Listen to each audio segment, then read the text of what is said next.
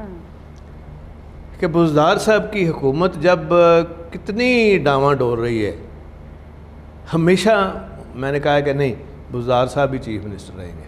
आप सबसे बड़ी सपोर्ट है उनकी, बिल्कुल ऐसा ही है। हाँ। इसके पीछे राज क्या है? राज सीधा सीधा है कि हम नहीं चाहते कि डिस्टेबलाइज हो ये गवर्नमेंट। अगर खुदा न खास्ता पंजाब में डिस्टेबलाइज होती है तो इसका असरात और नुकसानात जो हैं अल्टीमेटली सबको होंगे। चौधरी साहब, माजरत के साथ आप जो तनकीद करते हैं वो ये कहते हैं कि आप लोगों को सूट करता है कमज़ोर तरीन वज़ीर आला। एक सेकंड, क्योंकि गवर्नेंस की अगर बात कर ली जाए तो खुद वज़ीर आज़म 3 साल बाद भी बार बार कहते हैं पता नहीं नज़र क्यों नहीं आता लोगों को, वज़ीर आला साहब तो बहुत काम कर रहे हैं। अवाम पंजाब में कहते हैं कि हमें कोई सुकून नहीं है, महंगाई को देखें, रोज़मर्रा चीज़ों को देखें। तो क्या वाकई चौधरी परवेज़ इलाही को कमज़ोर वज़ीर आला पंजाब में सूट करते हैं? नहीं, मैं तो आपको बताऊँ, इसकी 2 वजूहत है। एक वजह तो है सीधी सीधी कि मेरा इनके साथ तल्लक, क्योंकि इनके वालिद साहब हमारे साथ थे, हमारी पार्टी में थे, तो इनका हाथ भी इनके वालिद साहब ने मुझे कहा जी कि ये भी आपका ही बेटा है और आपने ध्यान रखना है, खुदा न खास्ता मुझे कुछ हो जाए तो आपने ही ध्यान रखना है। सही। तो मैंने कहा नहीं, इंशाल्लाह ये मेरा वादा है उनके साथ। चौधरी साहब, वैसे ये आपकी सियासत है कि आप वादे निभा रहे हैं। जो मुखालिफ भी से मुझे जहाँ तक याद पड़ता है, जब शरीफ खानदान चला गया था तो हमजा शहबाज भी एक वादे के तौर पर आपने उनका भी बड़ा तब साथ रखा था। हाँ। ख्याल किया था। तो ये मुखालफीन के भी बच्चों के आप साथ निभाते हैं, तो इसे कहा जाए कि बुज़दार साहब आपके ही वज़ीर आला हैं, फिर इमरान साहब के नहीं है? नहीं, उनके वज़ीर आला तो देखें, मुझे तो पता ही नहीं था, उनको खुद नहीं पता था कि ये वज़ीर आला बन रहे हैं। ये जब MPA का टिकट इलेक्शन लड़ के तो आए तो मेरे कमरे में कहते हैं जी मुझे पछाना है। मैंने थोड़ी देर बाद देखा, क्योंकि 10 साल बाद मिल रहे थे, तो मैंने कहा आप बुज़दार साहब के बेटे हैं? कहते हैं हाँ जी। मैंने कहा अच्छा, इधर मेरे साथ बैठो, तुम्हारे वालिद साहब भी मेरे साथ ही मैं उनको बिठाता था, तो क्या कहते हैं जी मुझे कमरा चाहिए। मैंने कहा जी बिल्कुल, आपको अच्छा कमरा देंगे। सो आपका और उनका पहला जो मुकालमा हुआ वो उनकी तरफ से कमरे का मुतालबा था। हाँ, और फिर वो यहाँ पे चीफ मिनिस्टर बन गए पंजाब में, और आपकी सपोर्ट आज भी मौजूद है। थोड़ा पंजाब के अंदर गवर्नेंस पे आ जाते हैं, क्योंकि आप भी 5 साल वज़ीर आला रहे। हुकूमत कैसे होनी चाहिए, कैसे चलनी चाहिए, और आप बड़े बड़े प्रोजेक्ट्स भी लाए अपने दौर में और आज तक भी याद किए जाते हैं। 3 साल काफ़ी टाइम होता है किसी भी हुकूमत के पास, और ना हो तो फिर 20 साल भी कम होते हैं। ये 3 साल बुज़दार साहिब की आपको कौन सी कामयाबियाँ नज़र आती हैं जिसके लिए प्राइम मिनिस्टर भी जोर लगाते हैं अवाम देखे? इसमें देखें, आप उनको थोड़ा सा जो शुरू में हमने टाइम दिया उनको कि वो इसमें जो कोई बेहतरी चीज़ों में लाने में, वो मैं अपने तजर्बे की बुनियाद पे उनको हर मौके पे वो मैं मिलता भी था। मैं कहता था कि नहीं ये नहीं ठीक हो रहा, फिर उसको वो ठीक कर लेते थे, और कई दफ़ा वो नहीं ठीक होता था तो उसका नुकसान भी फिर होता था। तो मकसद ये था कि इनको कामयाब करना और चलाना मैक्सिमम। वैसे आपके अलावा उन्हें और कौन कौन मशवरा देता था, क्योंकि आप जो मशवरे नहीं मानते थे वो तो लग रहा है नुकसान करते थे उन्हें?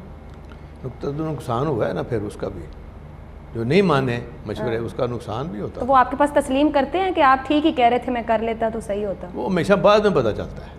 आपकी वर्किंग रिलेशनशिप मुशर्रफ साहब और उस हुकूमत में भी रही, फिर आपने जरदारी साहब को भी ज्वाइन किए रखा, उस वक्त भी आप लोग मौजूद रहे हुकूमत में, और अब इमरान खान साहब। जो आपने मुशर्रफ साहब की बात की, मुझे इससे सवाल जहन में आया कि क्या आज भी कहीं कोई दुकानें खुली हुई हैं, वो इमरान खान साहब को आपसे मुतालिक बात करते हैं, या वो फिर आपको पूछते हैं? अच्छा वर्किंग रिलेशनशिप इन तीनों में से मुशर्रफ साहब, जरदारी साहब और इमरान खान से किसके साथ रहा आपका? देखें, अगर आपके एक्सीलेंट तो वो नहीं होता ना, कमी तो रही जाती है। कोलेशन पार्टनर्स का एक्सीलेंट तो कभी भी नहीं हुआ। ठीक है। लेकिन जरदारी साहब का बहुत अच्छा था, क्योंकि जरदारी साहब के दौर में हम सबसे ज़्यादा जो तंग रहे हैं ना, वो यूसुफ रज़ा गिलानी साहब से रहे थे। तो गिलानी साहब आपके साथ अच्छे नहीं रहे? नहीं, और मैंने उनको कहा जी कि ये हमारा नहीं इनके साथ चलना काम। मुल्तान से ठंडी हवाएं नहीं आती हैं आपको? वो हमारे खिलाफ जो फंड्स थे ना हमारे रोक लेने, और नून को दे देने। अच्छा। तो मैं कहता था जी कि जितना मर्जी उनको खुश कर लें तो मुझसे लिखा लें, उन्होंने राज़ी नहीं होना। ये गलतफहमी है इनकी, तो आप हमारा भी नुकसान कर रहे हैं। एक दफ़ा तो मैंने कहा जी कि हम आपको वैसे सपोर्ट कर देंगे, रहने दें, हम ये छोड़ देते हैं सारा कुछ। फिर उन्होंने बुलाया इनको